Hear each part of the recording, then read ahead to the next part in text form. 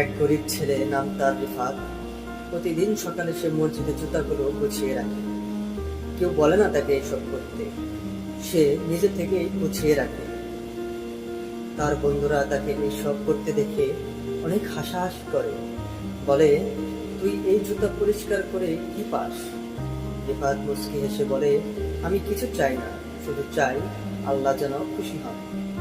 একদিন বড় হুজুর আসেন মসজিদে, দেখেন জুতাগুলো পরিষ্কার ও গোছানো। তিনি মুগ্ধ হয়ে খোঁজ করেন, কে সে? সবাই রিফাতের নাম বলে। হুজুর বলেন, তুমি এই কাজটা এত ইখলাসের সাথে করো, তুমি কখনো পিছু চাও না, তাই আল্লাহ তোমার জন্য পিছু রেখেছে। সেই হুজুর রিফাতকে নিজ মাদ্রাসায় ভর্তি করেন। পরবর্তীতে সে হয় এক বড় আলেম। রাসূল সাল্লাল্লাহু আলাইহি ওয়াসাল্লাম বলেন, কোনো কাজের ফলাফল নির্ভর করে নিয়তের উপর। তাই কাজ বড় হোক বা ছোট, যদি ইখলাস থাকে আল্লাহ তাতে বরকত দেন। নিজেকে প্রশ্ন করো, আমি কার জন্য করছি?